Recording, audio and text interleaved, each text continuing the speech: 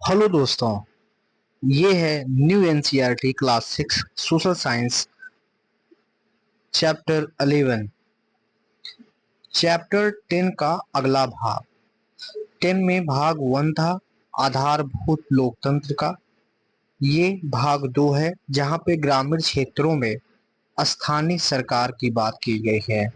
मोहनदास करमचंद गांधी अर्थात गांधी जी की का कथन है, असली भारत गांव में बसता है।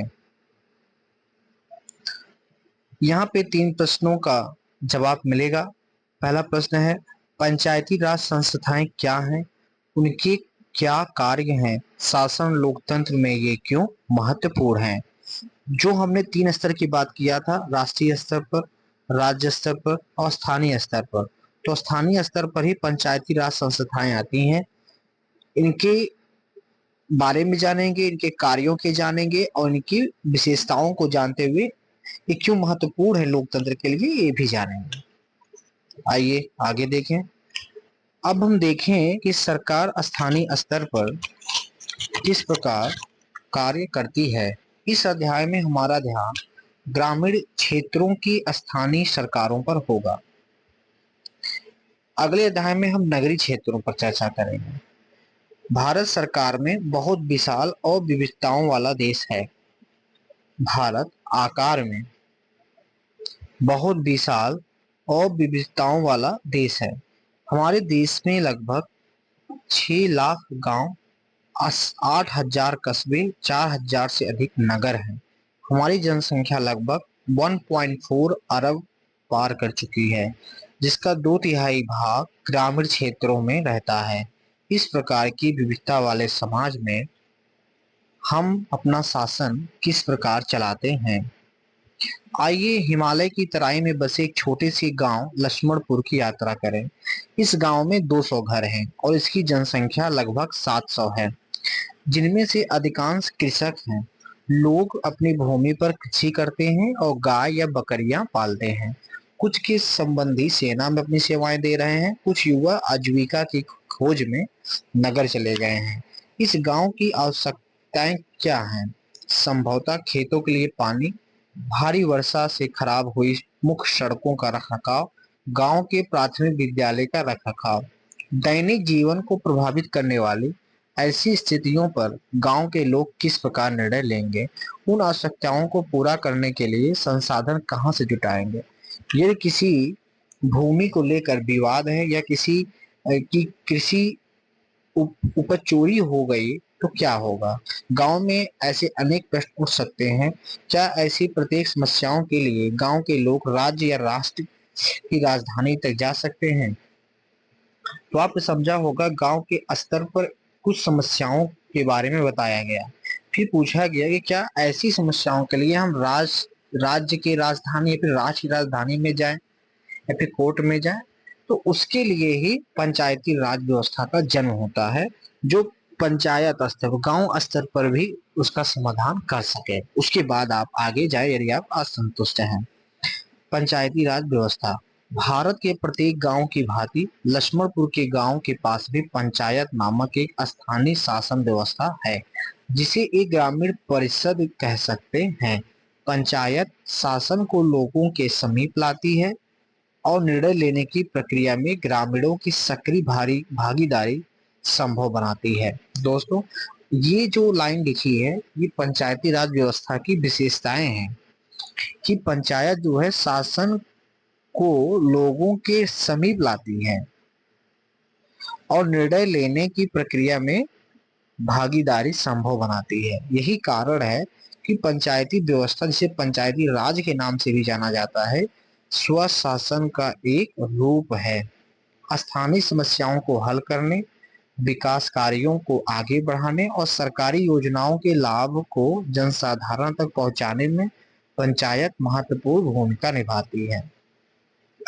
पंचायत को 3 स्तरों पर हम देखते हैं, मतलब स्थानीय सरकार को जिला स्तर पर जिला पंचायत या फिर जिला परिषद, खंड स्तर पर खंड पंचायत होता है और ग्राम स्तर पर ग्राम परिषद या फिर ग्राम पंचायत होता है।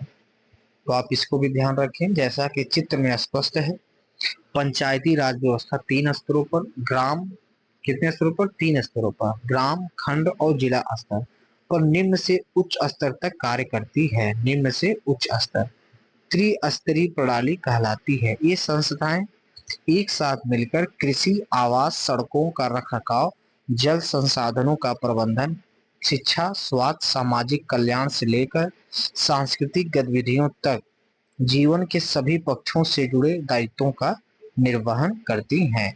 ग्राम पंचायत निम्न स्तर के आरंभ करें। ग्राम पंचायत जो ग्रामीण क्षेत्रों के लोगों के सबसे निकट है के सदस्य ग्राम सभा द्वारा सीधे चुने जाते हैं, जो कि मतदाता के रूप में नामांकित गांव के वयस्कों का समूह होता है। दोस्तों, यहाँ पे 3 चीजें ध्यान देने की बात है कि ग्राम पंचायत जो ग्रामीणों के सबसे नजदीक है, पहली बात।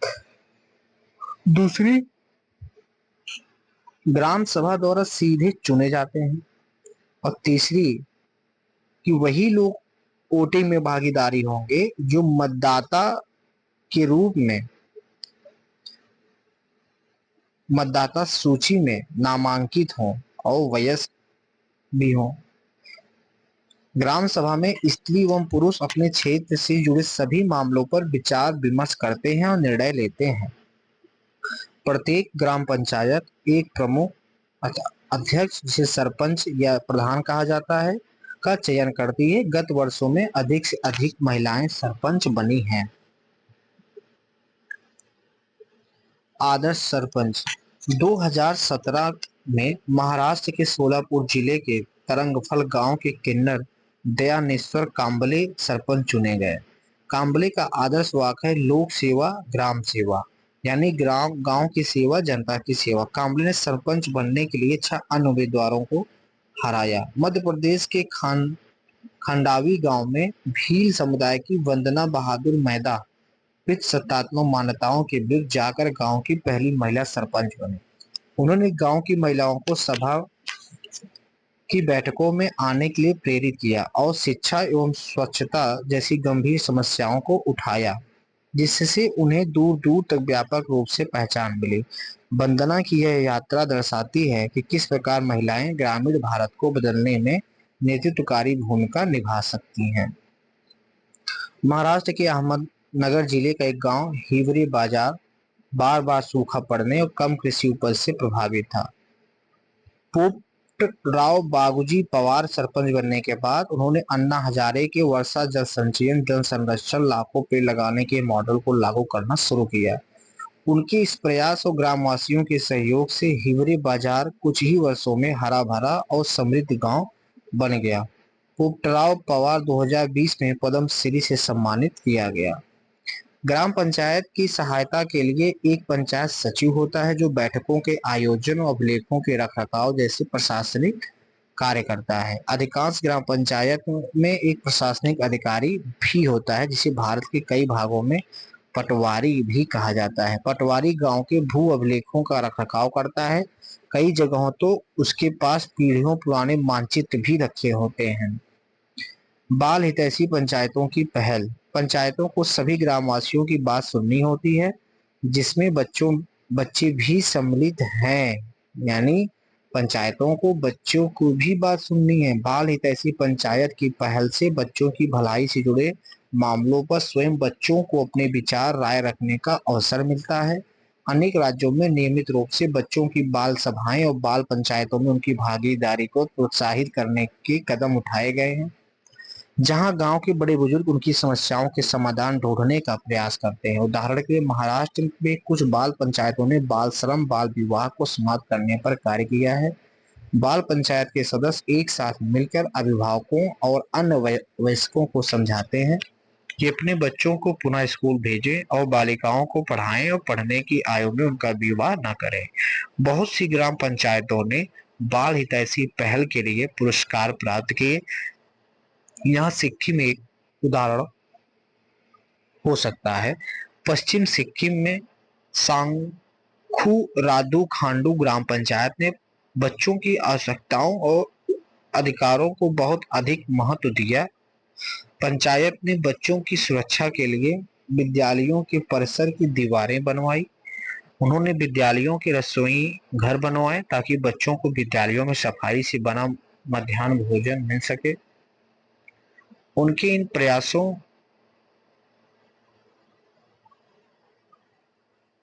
के कारण सांखागुर रादू खांडू गांव बाल हितैषी ग्राम पंचायत घोषित किया गया है। आइए कुछ और उदाहरण देखें। कुछ दशक पूर्व बंकर राय नामक आरंभ की गई बेयरफुट कॉलेज की शाखा बाल संसद ने राजस्थान के ग्रामीण क्षेत्रों में वंचित वर्ग के बच्चों को शिक्षा और लोकतांत्रिक भागीदारी के माध्यम से सशक्त बनाया। 8 से 14 वर्ष की आयु तक के बच्चे रात्रि विद्यालय संसद की तरह चुनावों के माध्यम से शासन की प्रक्रियाओं, लोकतंत्र और सामाजिक दायित्वों के बारे में जानते सीखते हैं। उनकी संसद मतदाता के पहचान पत्र और इसके प्रचार प्रसार सहित सभी औपचारिक प्रक्रियाओं का पालन करती है। निर्वाचित प्रतिनिधि मंत्रिमंडल का गठन करते हैं और विद्यालय प्रबंधन का निरीक्षण और सामुदायिक आवश्यकताओं का समर्थन करते हैं।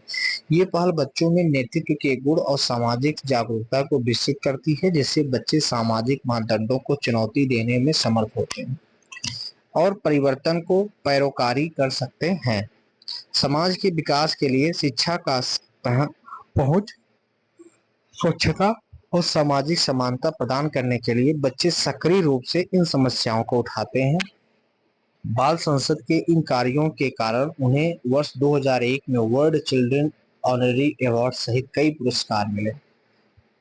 दोस्तों, यहाँ पे कैसे स्कूली स्तर पर नेतृत्व और भारत की शासन प्रणाली को समझने के लिए विकसित किया जा सकता है।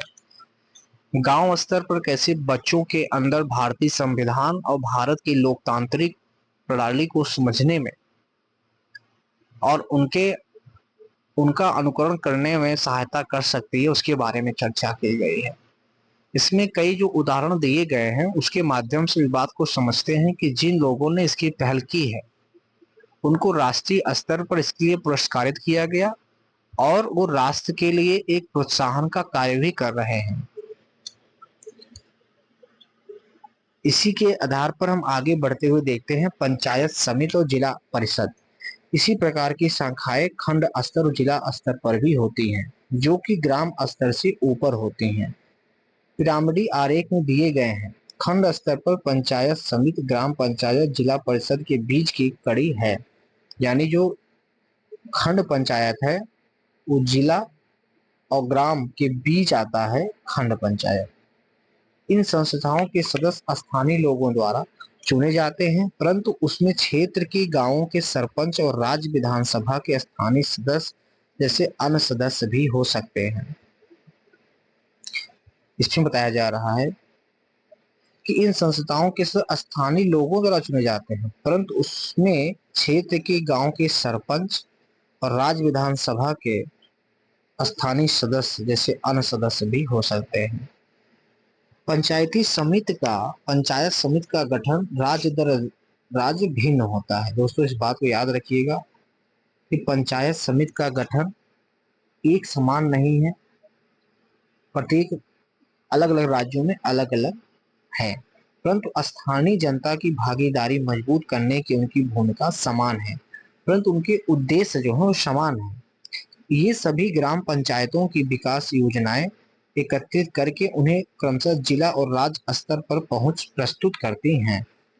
यह विकासात्मक कार्यों और ग्रामीण इलाकों में 12 मासी सड़कों के निर्माण को बढ़ावा देने के लिए प्रधानमंत्री ग्राम सड़क योजना जैसी सरकारी योजनाओं के लिए धन राशि के आवंटन में मदद करती हैं।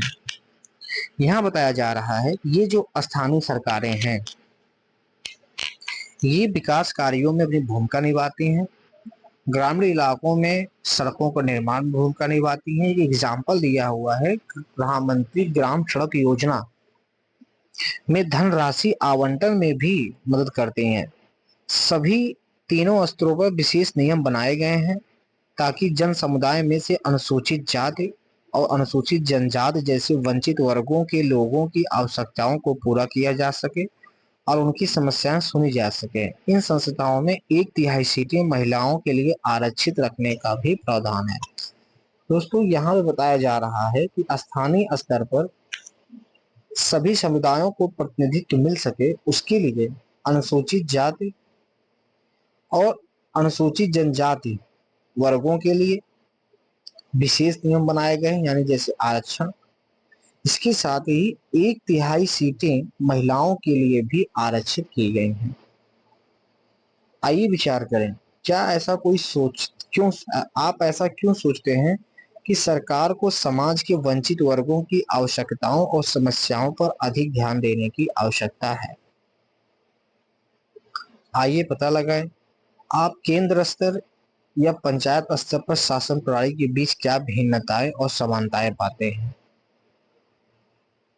यदि आपको पंचायत के कुछ सदस्यों से मिलने का अवसर मिलता है तो आप उनसे क्या प्रश्न पूछेंगे? हमें याद रखना चाहिए कि पूरे देश के विभिन्न राज्यों में पंचायती राज संस्थानों के गठन और कार्यों में विविधताएं हो सकती हैं। तो इस बात को हमें याद रखना है कि अलग अलग राज्यों में अलग अलग तरीके से पंचायती राज संस्थाओं का गठन किया गया है और उनके कार्यों में भी विविधताएं हो सकती हैं। ऐसा इसलिए क्योंकि उन संस्थाओं पर राज्यों का अधिकार है, यानी जो पंचायती राज संस्थाएं हैं उनमें राज्यों का अधिकार है। केंद्र सरकार ऐसा नहीं कर सकती कि एक समान रूप वाली कोई निर्देश दे दे, तो राज्य अपने अपने अनुसार उनको अधिकार देते हैं, किंतु उनके लक्ष्य समान होते हैं। यह ग्रामवासियों को अपने गांवों और स्थानीय क्षेत्रों में प्रबंधन और विकास के कार्यों में सक्रिय रूप से भाग लेने में सक्षम बनाती है। सक्रिय रूप में भाग लेने में क्या बनाती है? सक्षम बनाती है। आधुनिक भाषा में हम उक्त 4 प्रवर्गों को क्या नाम देंगे? क्या यह आश्चर्य की बात नहीं है कि बहुत पहले इसी प्रकार की संरचना के बारे में सोचा गया था। यहाँ पे एक अर्थशास्त्र से लिया गया प्रसंग देखते हैं। शासन पर अर्थशास्त्र का एक प्राचीन ग्रंथ है, कौटिल्य ने लिखा हुआ है, जिसे लगभग 2300 वर्ष पहले कौटिल्य, जिसे बाद में चाणक्य भी कहा गया, ने लिखा था। इस इस ग्रंथ में अन्य विषयों के साथ साथ राज्य के गठन, संचालन, अर्थव्यवस्था कैसे समृद्ध हो सकती है, शासक के कर्तव्य क्या हैं, युद्ध किस प्रकार किए जाए, इस बारे में विस्तार से बताया गया है। शासन कला के विशेषज्ञ कौटिल्य ने यह भी समझाया कि किस प्रकार गांव से लेकर प्रादेशिक राजधानी तक पूरा प्रशासनिक ढांचा बनाया जा सकता है। राजा प्रत्येक 10 गांव का एक संग्रहण, उप जिला मुख्यालय, प्रत्येक 100 गांवों का कर वाटिका, जिला मुख्यालय, प्रत्येक 400 गांवों का द्रोण मुक्त और 800 गांवों का स्थानीय प्रांतीय मुख्यालय स्थापित करे। तो आप देख सकते हैं कि इतने साल पहले, 2300 वर्ष पूर्व भी शासन को अच्छे से चलाने के लिए 4 स्तरीय